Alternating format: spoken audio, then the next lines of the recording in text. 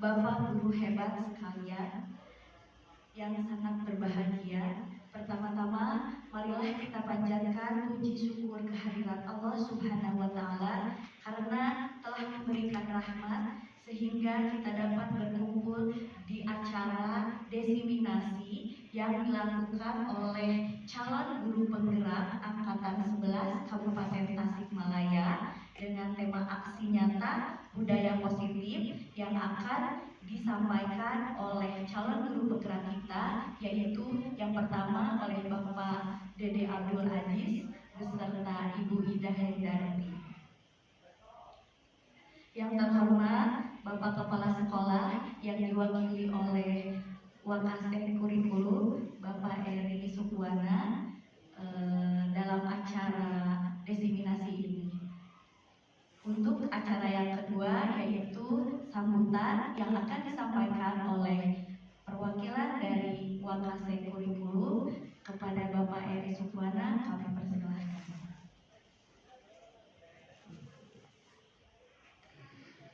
Baik, Bismillahirrahmanirrahim. Assalamualaikum warahmatullahi wabarakatuh.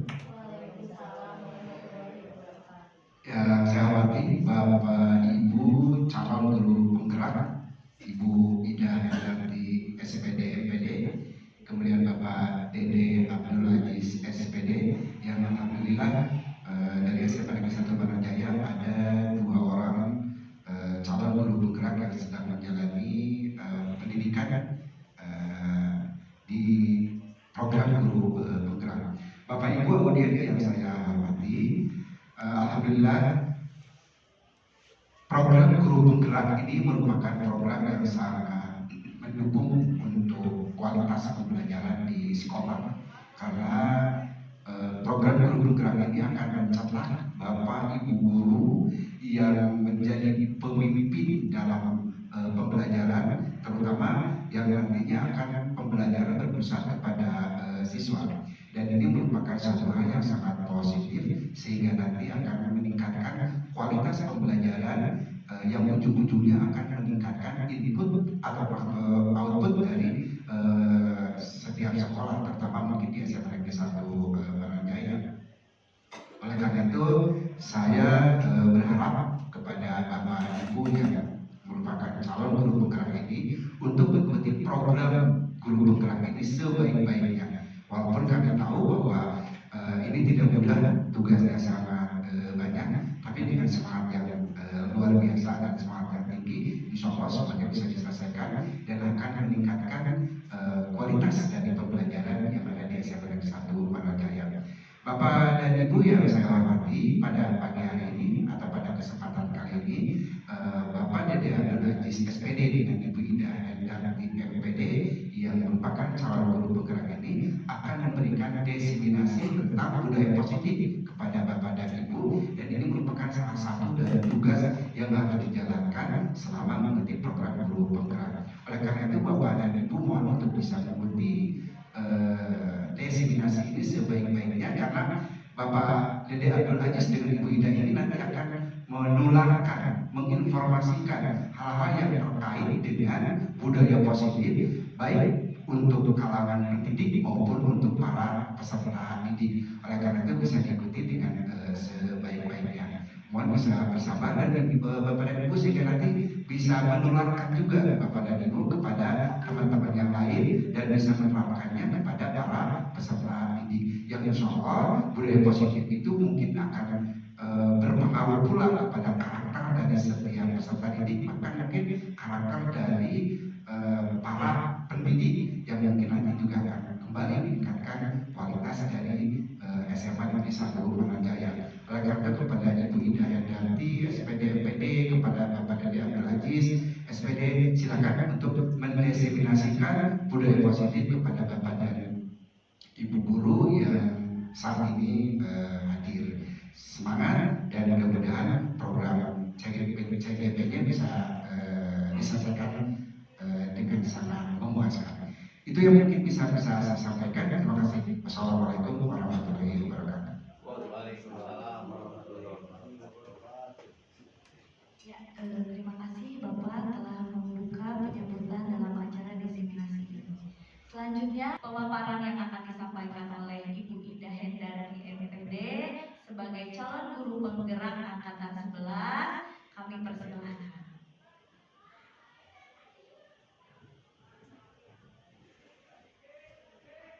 Assalamualaikum warahmatullahi wabarakatuh. Terima kasih kepada pembicara yang telah memberikan kesempatan kepada saya untuk sedikit berbagi ilmu tentang budaya positif. Terima kasih kepada Bapak dan Ibu yang telah berkenan hadir dalam kesempatan ini. Saya dari CGP Angkatan 11 memiliki tugas untuk menyampaikan mengenai budaya positif yang dilakukan di sekolah kita. Seperti yang kita ketahui bahwa yang namanya budaya itu adalah kebiasaan-kebiasaan yang dilakukan oleh kita dan bagaimana kebudayaan yang kita miliki ini supaya memiliki nilai yang baik. Oleh karena itu, kita memberi nama dari kegiatan ini adalah dengan budaya positif. Bagaimana upaya kita sebagai pendidik untuk bisa mengembangkan budaya positif, baik itu di kalangan kita sebagai pendidik ataupun kepada peserta didik. Dalam hal ini saya ingin menjelaskan tentang bagaimana kita menerapkan budaya positif kepada peserta didik, yang nanti kita akan membahas bagaimana tata caranya sampai kita bisa melaksanakan yang namanya budaya positif. Dalam membuat budaya positif ini diantaranya ada materi mengenai disiplin positif. Disiplin positif ini tentunya adalah bagaimana kita untuk berkomitmen, konsekuen dengan apa yang kita sepakati. Ya, nanti kita akan coba membahas apa itu disiplin positif dan lain sebagainya. Yang kedua ada nilai-nilai kebijakan, kebajikan universal, ada teori motivasi, ada hukuman dan penghargaan, keyakinan kelas, kebutuhan dasar manusia dan dunia berkualitas, 5 posisi kontrol dan juga segitiga restitusi. Jadi untuk membuat budaya positif itu ternyata tidak mudah karena ada beberapa tahapan yang harus kita lakukan, di mana hal-hal ini nanti akan kita jalani sehingga nanti kita bisa memiliki atau melakukan apa yang disebut dengan budaya positif. Apa yang disebut dengan budaya positif? Yaitu di sini kebiasaan-kebiasaan baru dan positif atas dasar motivasi intrinsik dengan memperhatikan keberpihakan pada murid. Ketika kita mengajar di kelas, tentunya kita memiliki berbagai macam kebiasaan. Apakah mungkin itu dari segi metode atau mungkin media yang digunakan, atau mungkin bagaimana cara melakukan pendekatan kepada siswa. Nah, nanti ini akan menjadi sebuah latar belakang bagaimana kita membuat sebuah budaya positif kita, di mana kebiasaan-kebiasaan ini akan kita lakukan, di mana menjadi sebuah hal yang baik. Tetapi kebaikan yang dimiliki atau yang dimunculkan diharapkan dari motivasi atau dari unsur intrinsik dari dalam diri peserta didik itu sendiri, tidak atas dasar motivasi dari luar. Karena bisa jadi budaya positif kalau atas dasar motivasi dari luar itu akan muncul keterpaksaan. Dalam hal ini diharapkan budaya positif yang dimiliki oleh kita sebagai pendidik ataupun oleh peserta didik adalah berdasarkan motivasi dari dalam dirinya. Atau dengan kata lain, motivasi ini dasar atau datang dari hati nurani para siswa sehingga tidak ada batas waktu untuk memiliki budaya positif ini, gitu ya. Kemudian alur terciptanya budaya positif. Kebiasaan-kebiasaan baru dan positif ini seperti yang sudah saya sampaikan tadi, yaitu atas dasar intrinsik dan tentunya harus memperhatikan bagaimana keberpihakan kepada murid. Karena terkadang kita dalam pembuatan keyakinan kelas atau yang menjadi budaya positif itu kita tidak memperhatikan bagaimana peserta didik. Oleh karena itu dalam pembuatan budaya positif harus benar-benar berpihak kepada murid atau peserta didik. Bagaimanakah supaya kita bisa membuat yang namanya budaya positif? Karena tadi seperti yang saya sampaikan bahwa budaya positif itu tidak sekonyong-konyong langsung ada, tetapi ada perjalanan atau ada proses yang harus kita budaya positif. Yang pertama yaitu adanya kesepakatan kelas terlebih dahulu yang berawal dari peraturan kelas, kemudian keyakinan kelas, disiplin positif, lingkungan positif, dan akhirnya menjadi sebuah budaya positif. Kita akan coba untuk melihat apa yang dimaksud dengan kesepakatan kelas itu sendiri. Namanya juga kesepakatan, berarti ini bukan atas keinginan dari seseorang. Oleh karena itu, dalam pembuatan budaya positif, ini harus diawali dari adanya kesepakatan kelas. Di mana kesepakatan kelas ini berarti perjanjian atau peraturan yang dibuat bersama-sama oleh siswa dan guru untuk menetapkan norma dan aturan yang harus diikuti oleh semua orang dalam lingkungan kelas. Jadi kalau kita misalnya melakukan pembelajaran di kelas, biasanya di awal kita melakukan pembelajaran, misalnya di awal tahun ajaran baru, kita masuk ke kelas 11 IPA 1 misalnya. Di awal pembelajaran, maka kita untuk bisa mengembangkan atau memiliki budaya positif, kita harus memiliki atau membuat keyakinan kelas terlebih dahulu. Di mana keyakinan kelas ini adalah adanya kesepakatan antara kita sebagai guru dengan peserta didik. Apa nih yang akan kita lakukan? Kalau saya di dalam kelas, misalnya ketika masuk ke dalam kelas pada saat awal tahun pelajaran baru dengan siswa yang baru kita hadapi ini, kita akan menghadapi atau membersamai mereka setahun ke depan. Maka kesepakatan apa yang akan kita miliki dengan mereka itu? Maka kita buatkan kesepakatan dengan peserta didik. Apa yang mereka inginkan dari pembelajaran kita selama pembelajaran kita, ya.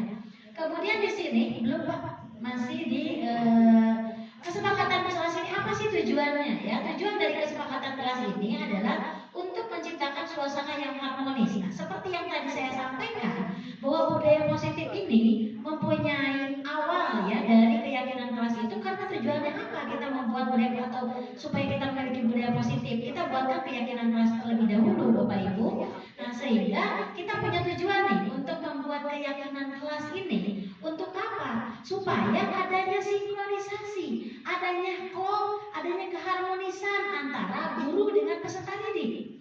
Kalau seandainya dalam proses pembelajaran, apalagi yang kita akan bersama-sama dengan peserta didik itu selama 1 tahun atau 2 semester, kita tidak ada keharmonisan, itu barangkali ilmu yang diberikan atau ilmu yang kita pelajari di kelas tentunya bisa jadi tidak bermanfaat.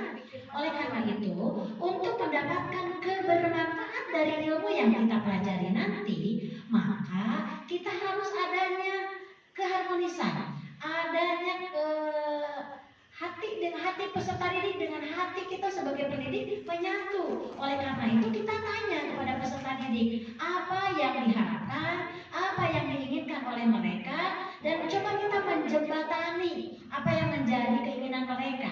Ya, misalnya ditulis oleh mereka, seperti nanti saya tayangkan bagaimana saya membuat sebuah keyakinan kelas di kelas yang saya bina, ya, di mana mereka menulis apa yang menjadi keinginan mereka. Ya.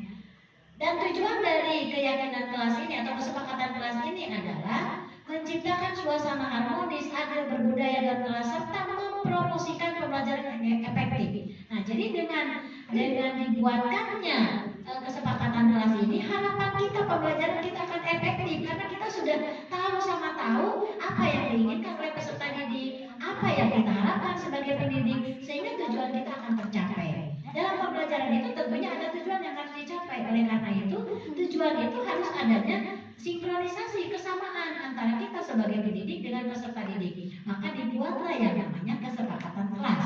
Begitu barangkali Bapak Ibu terkait dengan kesepakatan kelas yang kita buat, antara peserta didik menyampaikan harapannya. Kita sebagai pendidik memfasilitasi apa yang menjadi keinginan mereka, sehingga dalam proses pembelajarannya nanti kita akan nyaman, akan aman, gitu kan, terasa adil oleh peserta didik karena sudah merupakan kesepakatan di dalam kelas. Nah, ada juga yang disebut dengan peraturan. Peraturan kelas di sini adalah alat untuk mengatur perilaku yang diharapkan terjadi pada peserta didik menjadi lebih baik.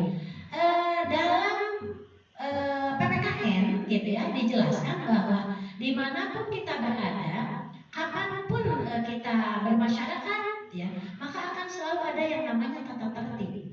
Tata tertib dengan kata lain aturan, atau dengan kata lain adalah hukum, gitu. Oleh karena itu peraturan itu akan selalu ada, terlebih lagi di sebuah lembaga, instansi, atau dalam hal ini adalah sekolah.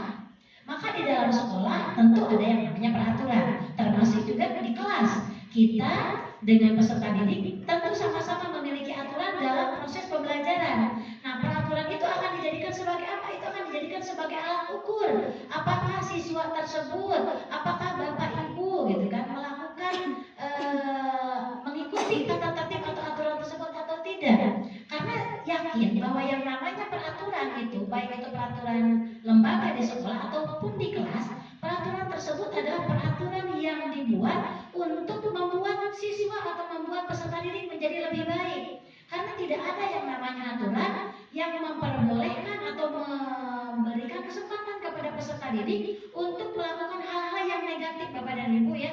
Jadi seperti yang Bapak Ibu ketahui, peraturan di kelas yang sudah dibuatkan, ya, itu adalah merupakan tujuan bahwa membuat peserta didik supaya lebih baik dengan berbagai macam aturan yang dibuat, gitu kan, yang sudah disepakati. Itu niatnya adalah untuk peserta didik menjadi lebih baik. Selanjutnya, nah dari apa yang tadi saya jelaskan, yaitu ada yang disebut dengan keyakinan kelas.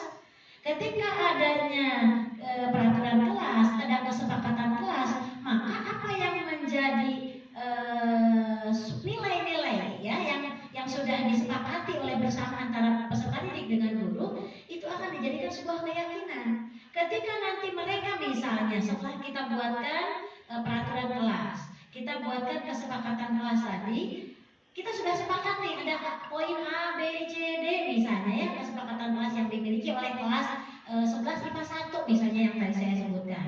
Nah, ketika sudah menjadi sebuah kesepakatan kelas, maka mereka akan meyakini bahwa inilah kesepakatan kita, sehingga nanti ada kesadaran dari diri siswa atau dari peserta didik, harapannya supaya mereka bisa melaksanakan kesepakatan ini dan menjadi sebuah keyakinan. Kalau mereka sudah meyakini bahwa itu adalah sebuah peraturan, itu adalah sebuah kesepakatan yang sudah disepakati secara bersama-sama, dan mereka yakin bahwa inilah yang harus saya lakukan, itu sudah muncul kesadarannya dari dirinya sendiri, tanpa harus diingatkan oleh bapak dan ibu gurunya, tanpa harus ada yang memantau orang lain bagaimana mereka melakukan hal itu, gitu kan, ya. Maka sudah menjadi keyakinan. Apa itu yang disebut dengan keyakinan? Seperangkat nilai dan prinsip yang disepakati. Nah, jadi yang namanya keyakinan ini tadi karena berangkat atau berawal dari peraturan kelas dan juga kesepakatan kelas, berarti ini adalah prinsip-prinsip yang sudah disepakati oleh warga kelas itu sendiri untuk diterapkan dalam lingkungan kelas. Ya, kemudian keyakinan kelas dapat membantu murid untuk mengembangkan disiplin diri, meningkatkan motivasi belajar dan membentuk karakter mereka. Nah, harapannya dari apa yang tadi kita buat berupa peraturan kelas, kesepakatan kelas, ya, sehingga menjadi sebuah keyakinan kelas, ini tujuannya adalah untuk membentuk karakter dari peserta didik. Karena dalam pendidikan ini, gitu kan, tidak bukan satu-satunya tujuan membuat mereka menjadi bisa, gitu kan, ya, dari segi knowledge-nya, dari segi ilmu pengetahuannya. Tapi yang paling penting dalam sebuah pendidikan adalah bagaimana membentuk karakter para peserta didik. Oleh karena itu, dalam keyakinan kelas di sini, maka dibutuhkan seperangkat nilai.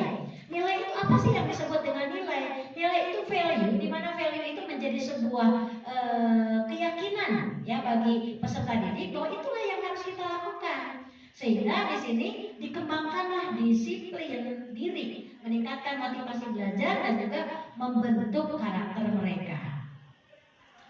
Nah, sehingga muncullah yang disebut dengan disiplin positif. Sebelum nanti ke budaya positif, ada yang disebut dengan disiplin positif terlebih dahulu. Di mana pengertian dari disiplin positif itu yaitu mengacu pada nilai-nilai kebajikan universal dengan dasar motivasi intrinsik bukan intrinsik sehingga ekstrinsik sehingga berlangsung secara konsisten. Mengacu pada nilai kebajikan. Nilai kebajikan universal di sini adalah kesepakatan yang sudah disetujui bersama-sama, Sehingga bukan atas dasar keinginan pribadi dari guru itu sendiri, bukan juga atas dasar keinginan dari peserta didik semata, namun sudah menjadi kesepakatan bersama yang yakin bahwa kesepakatan itu muncul dari diri sendiri, dari diri siswa itu sendiri. Ya, karena tadi kita ketika di awal membuat peraturan kelas atau kesepakatan kelas itu bukan atas dasar diintimidasi oleh guru, kamu harus begini, kamu harus begini, tidak. Tapi yang diinginkan atau ditanyakan adalah bagaimana, apa yang kamu inginkan, apa yang kamu harapkan.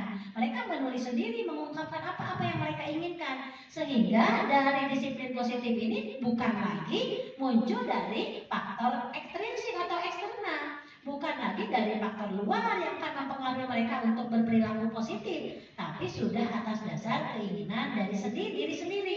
Kalau sudah atas dasar keinginan dari diri sendiri, maka yang muncul adalah konsisten. Ketika mereka di mana saja, kapan saja, karena mereka sudah menyadari bahwa ini adalah sebuah keyakinan yang baik, maka mereka akan melakukan, dan itu menjadi sebuah kedisiplinan positif. Dan tujuan dari disiplin positif itu sendiri adalah agar terbentuknya murid-murid yang berkarakter. Seperti tadi di awal saya menyampaikan bahwa kesepakatan kelas atau peraturan kelas itu harapannya ada akhirnya adalah membentuk karakter. Karakter apa? Karakter yang bertanggung jawab, karakter santun, jujur, peduli, dan merupakan pembelajar sepanjang hayat sesuai dengan kompetensi lulusan yang diharapkan. Agar terbentuknya murid yang bertanggung jawab. Nah, mungkin saja nanti ketika kita membuat keyakinan kelas atau kesepakatan kelas yang Bapak Ibu buat nanti di kelas, kalau Bapak dan Ibu belum pernah mempraktekkan ini, nah ini harapannya setelah kita melaksanakan disiplinasi ini, Bapak dan Ibu nanti bisa melaksanakan apa yang menjadi atau yang disebut dengan peraturan kelas, kesepakatan kelas, keyakinan kelas, itu bisa dilakukan sehingga nanti mungkin saja muncul yang diharapkan oleh mereka itu, bahwa ingin adanya kejujuran di kelas gitu ya, mungkin harus adanya bertanggung jawab dan sebagainya. Jadi ini adalah tujuan dari yang namanya disiplin positif. Apa yang menjadi nilai-nilai kebajikan universal? Nah, ini kalau yang disebut dengan kebajikan universal ini dilatar belakangi dari profil belajar Pancasila, di mana nilai-nilai ini harus dimiliki.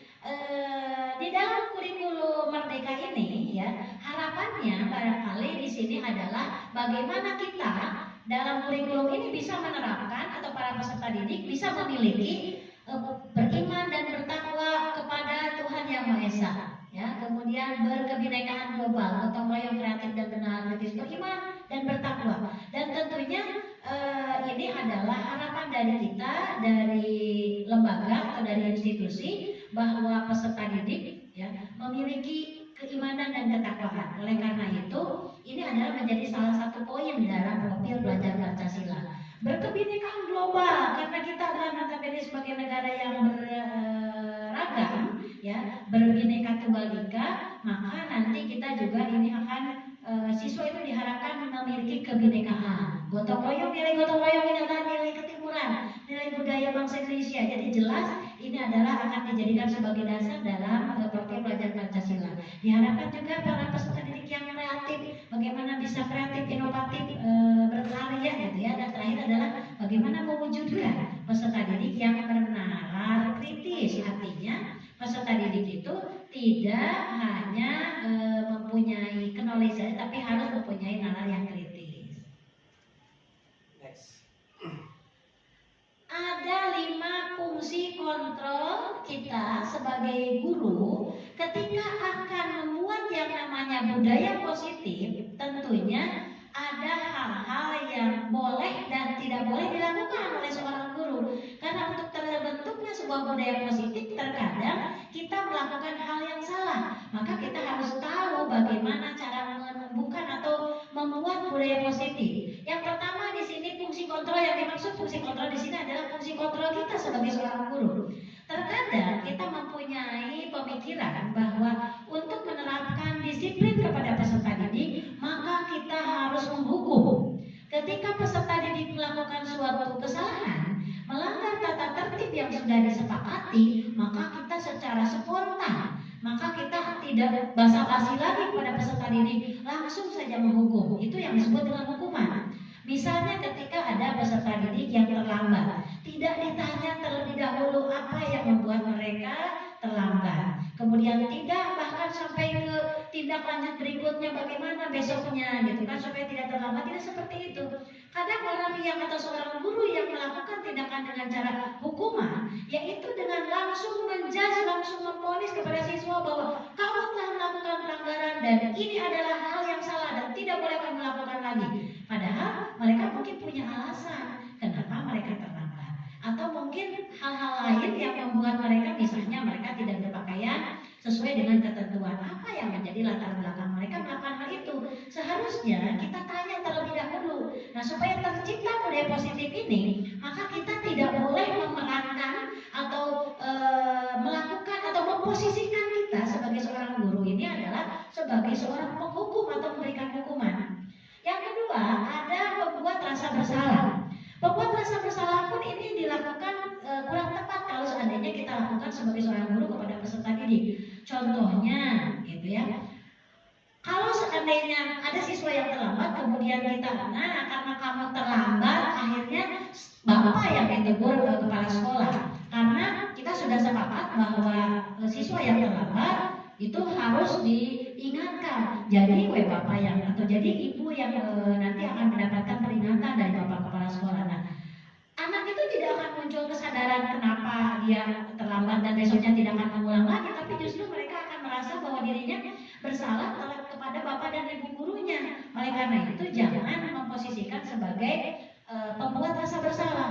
Jadi supaya anak, kan kadang-kadang kita niatnya supaya dia paham bahwa dia itu salah gitu kan, tetapi itu adalah kurang tepat ya. Jadi dalam memberikan bagaimana atau membuat budaya positif, kita harus memposisikan yang mana nanti kita akan tahu di akhir ya seperti apa yang harus kita lakukan.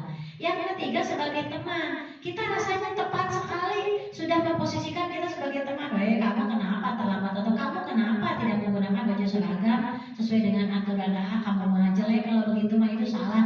Nah itu kan mungkin secara bahasa kita sudah memposisikan kita sebagai teman. Tapi posisi seperti ini adalah juga kurang tepat dalam menentukan atau mendisiplinkan atau membuat budaya positif kepada anak.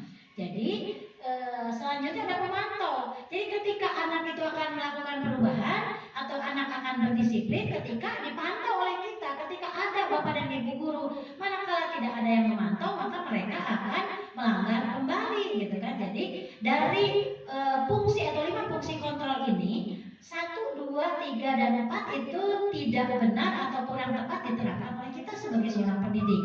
Dan yang paling tepat adalah posisi kita sebagai manajer, di mana manajer itu adalah bagaimana kita menerapkan kepada anak bahwa mereka melakukan, kalau semisal mereka melakukan kesalahan, mereka sadar atas kesalahannya, bukan atas dari faktor dari kita yang memberikan judge dan sebagainya. Jadi misalnya seperti yang ada di dalam segitiga restitusi, di mana ada bagaimana identitas mereka diakui gitu kan, sehingga ada pernyataan-pernyataan bahwa memang tidak hanya kamu yang melakukan kesalahan. Jadi ada apa ya, anak itu serasa diakui gitu kan, tidak langsung dihukum. Maka di sini yang disebut dengan manajer ini adalah bagaimana posisi kita bisa menghargai anak walaupun dia melakukan kesalahan, tapi nantinya mereka akan menyadari betul bahwa kesadaran yang kesalahan yang dilakukan oleh mereka itu adalah tidak akan mereka ulang lagi. Karena kita memposisikan sebagai pendidik itu ketika dalam segitiga restitusi itu kita mengakui dulu, kita menghargai dulu peserta didik, sebelum kemudian ditanya bagaimana ke depan, gitu kan? Bagaimana supaya tidak terulang lagi, supaya kamu tidak kesiangan lagi, besok harus bagaimana?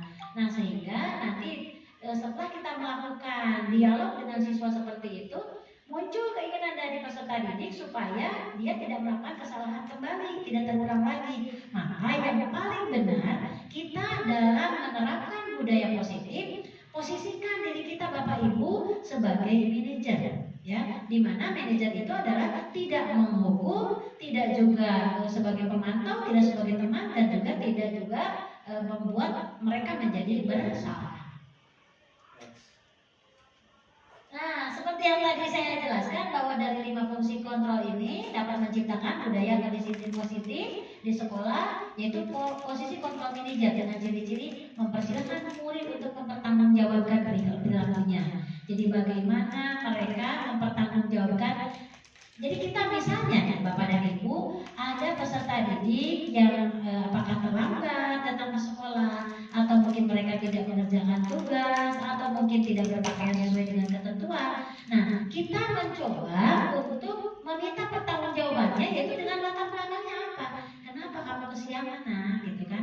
Atau mungkin kenapa kamu tidak mengerjakan tugas? Mungkin ada alasan yang mereka miliki yang kuat argumennya, sehingga ini yang menjadi penyebab kenapa mereka kesiangan, mengapa mereka tidak melaksanakan tugas. Nah, kita tanyakan dulu pertanggungjawaban mereka seperti apa, yang kemudian sehingga nanti muncul solusinya. Kalau misalnya dari pertanggungjawaban mereka itu, saya terlambat karena bapaknya kesiangan, saya datang terlambat ke sekolah karena tadi bensinnya habis, atau mungkin ketika saya tidak melaksanakan tugas karena saya ketiduran, atau saya tidak tahu bahwa ada tugas misalnya. Nah, dengan adanya sikap kita sebagai manajer itu menemukan solusi, tapi solusi itu juga tidak ditawarkan tidak dari diri kita sebagai seorang pendidik. Solusi itu ditawarkan atau diberikan kepada peserta didik. Kira-kira kalau hari ini kamu kesiangan karena bangunnya telat, besok harus bagaimana? Nah, gitu kan? Kalau hari ini kamu tidak mengerjakan tugas karena lupa, gitu kan? Harus bagaimana? Jadi solusi yang nanti akan ditemukan dari permasalahan yang ada itu adalah ditemukan oleh peserta didik atau peserta didik yang menyampaikannya, bukan dari diri kita sebagai seorang pendidik. Sehingga harapannya tadi bahwa munculnya budaya positif itu adalah muncul dari diri sendiri, kesadaran atas motivasi intrinsik itu, ya, sehingga muncullah yang namanya solusinya dari diri sendiri. Murid diajak untuk menganalisis kebutuhan dirinya, gitu kan? Memangnya kamu selama ini misalnya akan kesiangan terus, bagaimana kalau kesiangan dan lain sebagainya, itu kan ditanya, adanya dialog di sini ya, sehingga kebutuhan dalam dirinya itu akan muncul, gitu kan? Mereka akan muncul ada kesadaran bahwa dia itu senangnya harus bagaimana, dia itu memang harus sebagai siswa harus bagaimana, gitu. Itu harus sampai tergali hal seperti itu. Penekanan bukan pada kemampuan membuat konsekuensi, namun dapat berkolaborasi dengan murid bagaimana memperbaiki. Nah, akhirnya disimpulkanlah nanti dalam penyelesaian ini, ya, yaitu bagaimana ke depan, kemudian mungkin nanti bagaimana kalau kamu mengulang lagi, gitu kan ya. Jadi dalam hal ini yang namanya fungsi kontrol, kita mengajak dialog kepada anak dari mulai latar belakang apa mereka melakukan kesalahan, kemudian kesalahan itu solusi yang terbaik bagaimana, dan ke depannya harapan kita dan juga mungkin harapan anak itu harus seperti apa, sehingga mereka akan terngiang-ngiang gitu ketika akan melakukan atau mungkin melakukan kesalahan, dia akan, oh saya sudah berjanji atau saya kemarin sudah tahu bahwa ini sebuah kesalahan dan itu tidak akan terulang. Nah, itulah yang disebut mungkin nantinya bermuara di budaya positif.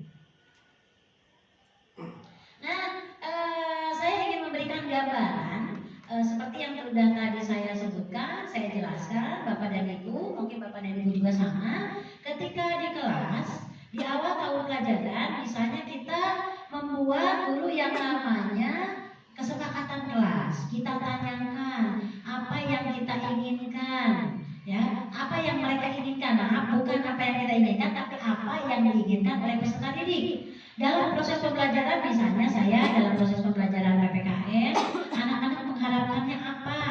Nah, itu didiskusikan atau ditanyakan. Silahkan anak-anak menulis dalam kertas kecil atau seperti yang saya contohkan ini, ya. Mereka menulis apa yang mereka inginkan. Harap 2 atau 3 keinginan mereka tulis, ya. Kemudian saya menyuruh mereka menempelkan harapan atau keinginan mereka.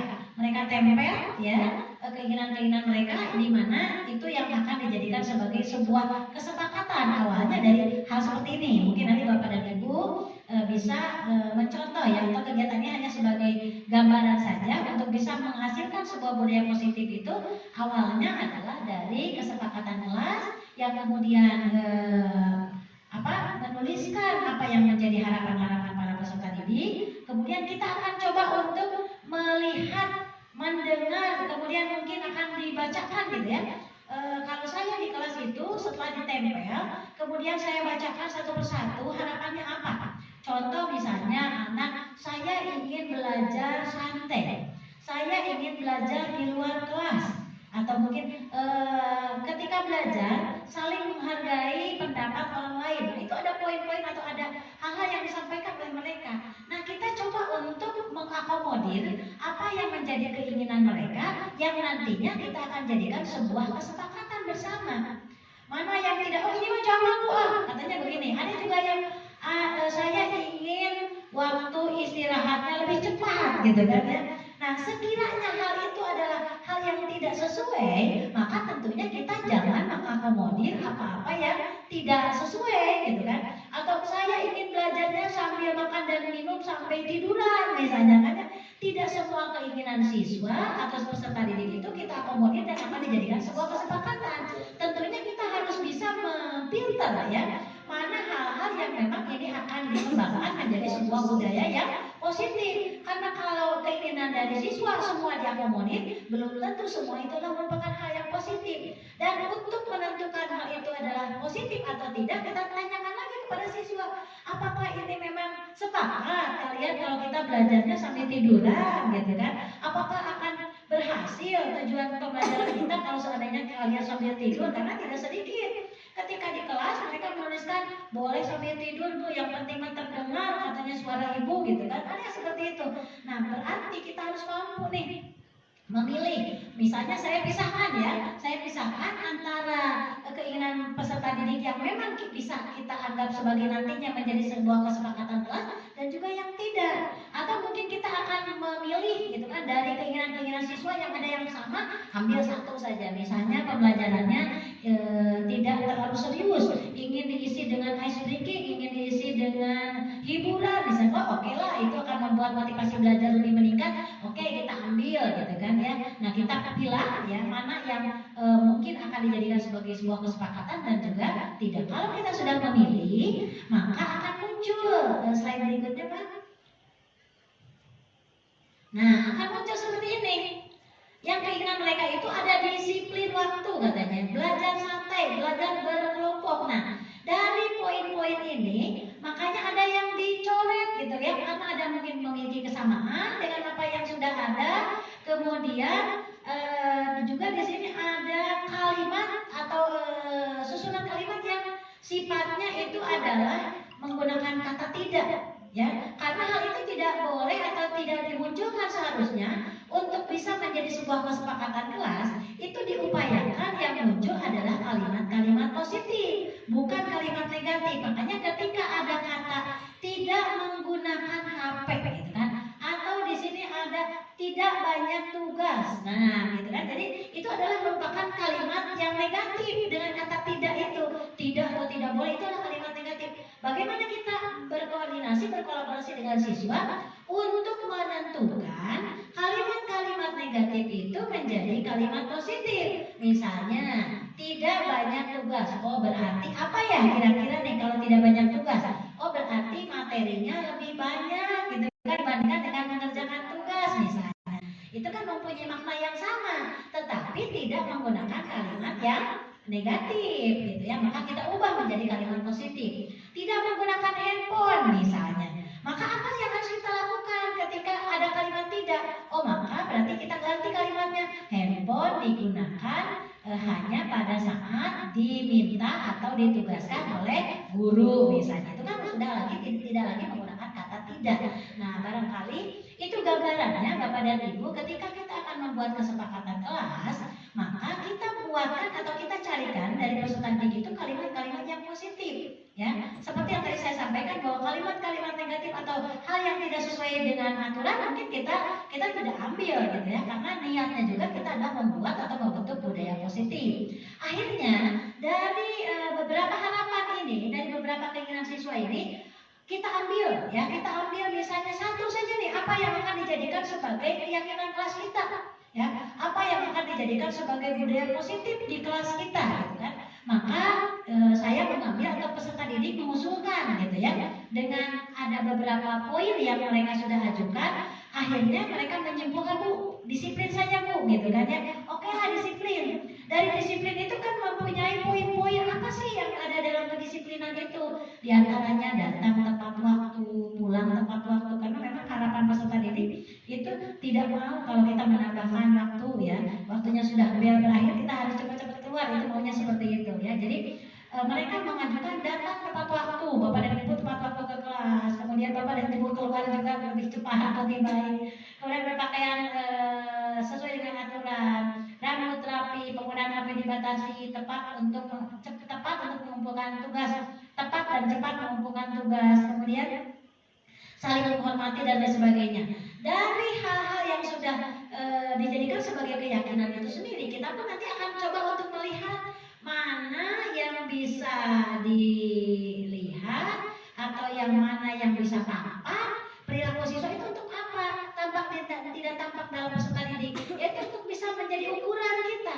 Karena tadi untuk membuat sebuah budaya positif itu sendiri, gitu, kita itu nanti akan bisa indikator peserta didik itu melakukan budaya positif itu atau tidak terlihat dari budaya-budaya ini tampak, ini tidak tampak. Kalau seandainya berpakaian rapi, itu kan disiplin juga sama. Tampak atau tidak, itu adalah jelas merupakan budaya atau disiplin yang memang tampak bisa terlihat. Sehingga ketika ada siswa yang tidak berdisiplin dari segi berpakaian, mungkin kita bisa bertanya, kenapa mereka tidak berpakaian disiplin, mereka tidak berpakaian rapi sesuai dengan ketentuan, tidak disiplin.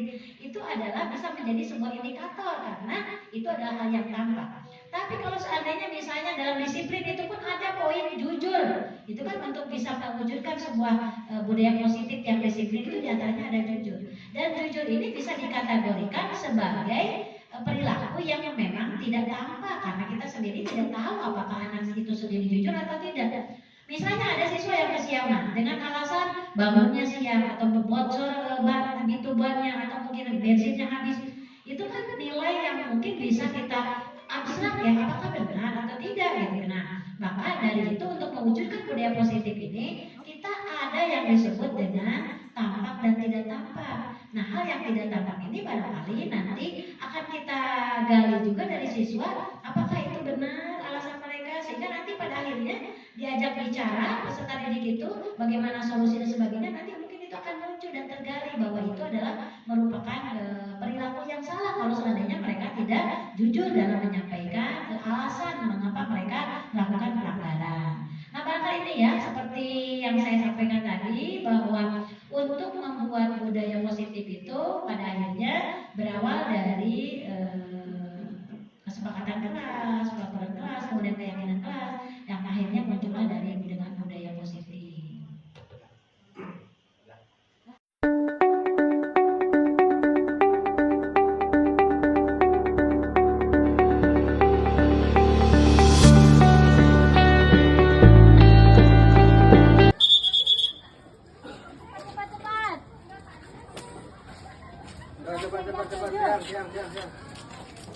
Siang, gerbangnya mau ditutup.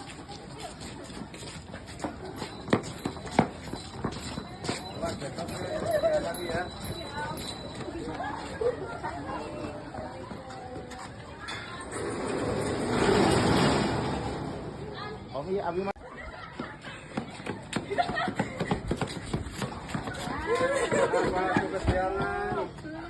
Bu macet, Sekolah jam berapa?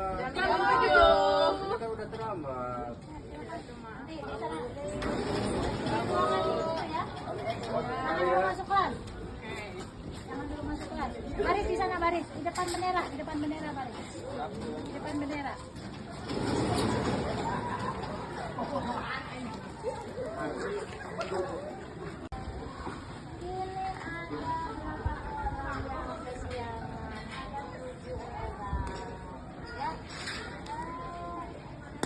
Kalian kesiangan? Baru kali ini CPR? Kalau Destos sudah berapa kali? 2 kali. Yang lainnya gimana? 3 kali. Memang tidak hanya kalian ya kesiangan itu. Setiap hari memang ada. Tetapi tentunya kita harus tahu dengan tata tertib sekolah kita. Tata tertib sekolah kita sudah tahu? Untuk pagi-pagi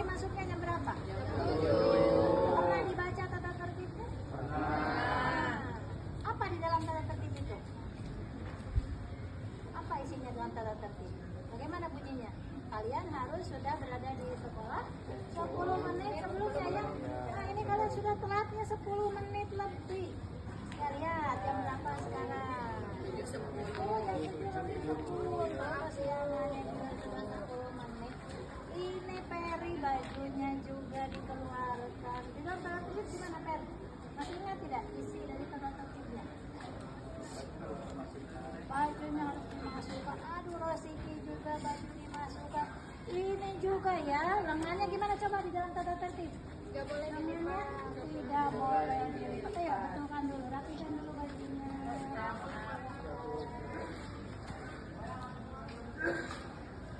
Ya rapi nih, kira-kira sekarang. Kalau kalian sekarang sudah tahu kesalahannya, sudah paham? Kira-kira besok lusa harus bagaimana? Harus datang lebih awal, tidak boleh diulang. Berarti kalau perjalanan dari rumah itu 20 menit, berarti kalian harus berangkat bagaimana? Lebih awal. Ya. 20 menit itu diperhitungkan. Jangan sampai nanti kita yang ada kendala di jalan, kan bisa menjadi hambatan, ya. Siap besok tidak mengulang lagi? Ya, terima kasih kalian sudah merasa ya, mengerti bahwa hari ini kalian sudah melakukan kesalahan dan tidak akan mengulanginya lagi. Ya. Nanti sekarang silakan masuk ke kelas sesuai dengan kelasnya masing-masing. Ya. Guru sudah masuk di kelas. Ya. Jangan besok tidak kesiangan. Ya. Silakan masuk. Ya. Ya.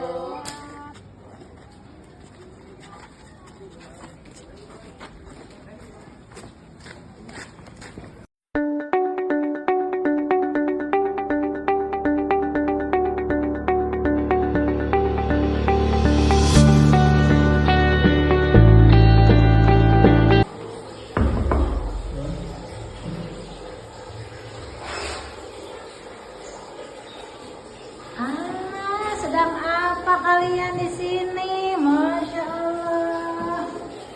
Bajunya juga. Sini. Ikut dengan ibu dulu ya. Kita ngobrol dulu ya.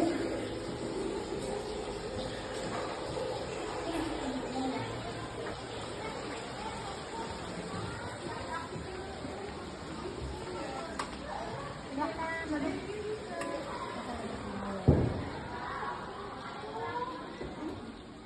Coba lihat apa itu tadi yang ibu lihat apa ya? Wah, ini coba lihat. Ini dari mana? AA sama Esa. Aduh, kelas berapa ya sampai kelas 12 ini ya? Iya Bu. Kelas 12. Kok bisa bawa rokok? Kelas semalam Bu. Oh, semalam bawa rokok. Masya Allah. Kira-kira menurut Esa sama AA, kalau bawa rokok ke sekolah boleh nggak? Nggak boleh Bu. Nggak boleh, kenapa nggak boleh? Karena di peraturannya nggak ada. Oh, di peraturannya dan tata tertib jelas ya. Yang tertera di kelas ada tata tertibnya. Di situ ada poinnya tentang tidak boleh merokok atau membawa rokok ke sekolah ya. Ini AA tadi bawa dari rumah. Iya. Kira-kira nih alasan AA sama Esan merokok di sekolah kenapa? Asam Bu. Hah, asam. Habis jajan? Iya. Habis jajan, habis makan. Biasanya kalau di rumah habis makan rokok. Tidak bisa ditunda nanti ya? Wah, nanti lagi ya. Kalau di rumah silahkan ya. Kalau orang tua mengizinkan boleh. Tapi kalau di sekolah tidak boleh ya. Tahu tidak boleh ya? Karena itu adalah tata tertib sekolah kita. Di rumah suka merokok nggak? Oh, di rumah juga merokok. Orang tua tahu kalian merokok di rumah? Oke, kalau di sekolah berarti kalian juga sudah paham ya sekarang ya. Kalau di rumah boleh silahkan, tapi kalau di sekolah tidak boleh karena ada tata tertibnya, ada peraturannya. Ke depan kira-kira harus bagaimana? Jangan mengulanginya lagi. Tidak akan mengulang lagi. Kalau misalnya perasaan AA sama Esa asam lagi habis makan, kira-kira harus bagaimana? Boleh permen ya, boleh dengan permen. Jadi salah satu solusi barangkali kalau kita mulutnya lagi asam, pengen rokok, cari yang lain, cari solusi yang lain. Di kantin ada permen gitu ya. Atau mungkin mending Gimana cara yang lain selain makan permen? Beli minuman kali. Beli minuman aja yang seger gitu ya, air putih atau misalnya ada jus di kantin ya, supaya kita tidak mengulang lagi nih kesalahannya. Ini rokoknya buat ibu aja ya, diambil saja ya. Iya, oke, tidak akan mengulang lagi. Nanti mengisi buku tata tertib ya, bahwa kalian siap untuk tidak mengulang kembali ya. Oke, silakan boleh ke kelas lagi dengan catatan tidak boleh apa? Tidak boleh mengulang kembali ya apa yang sudah kalian lakukan. Siap? Siap, Bu. Iya, oke. Enggak, silakan ke kelas lagi. Ya.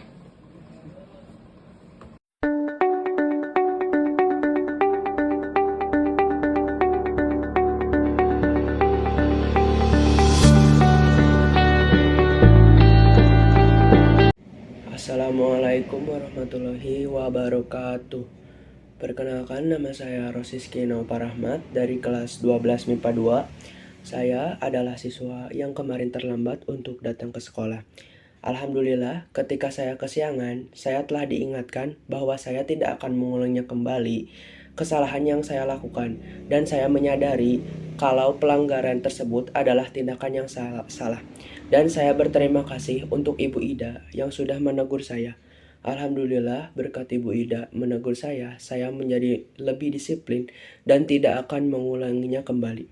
Sekian, wassalamualaikum warahmatullahi wabarakatuh. Saya mengaku salah karena saya telah melakukan kesalahan dengan melanggar tata tertib sekolah atau merokok di sekolah. Saya paham betul bahwa apa yang saya lakukan adalah perbuatan yang salah. Saya berterima kasih kepada guru saya, Ibu Ida, yang telah mengingatkan saya bahwa saya harus menjadi siswa yang lebih baik lagi, dan agar saya hidup disiplin, tertib, sehingga menjadi siswa yang lebih baik lagi.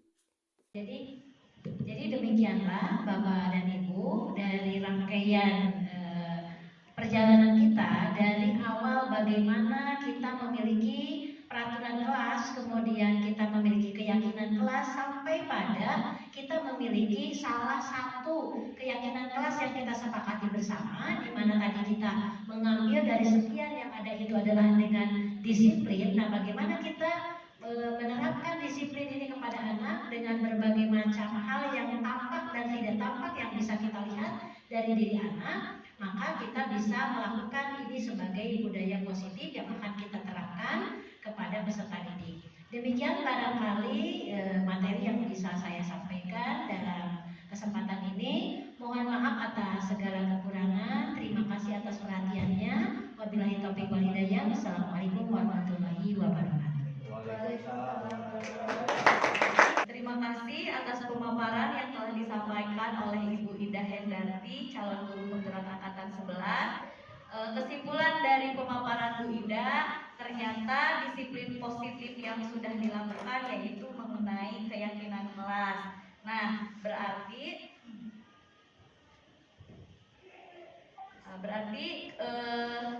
meskipun peraturan kelas tetap penting, keyakinan kelas itu memberikan manfaat yang lebih dalam menciptakan lingkungan belajar yang positif dan memotivasi siswa untuk berperilaku lebih baik lagi.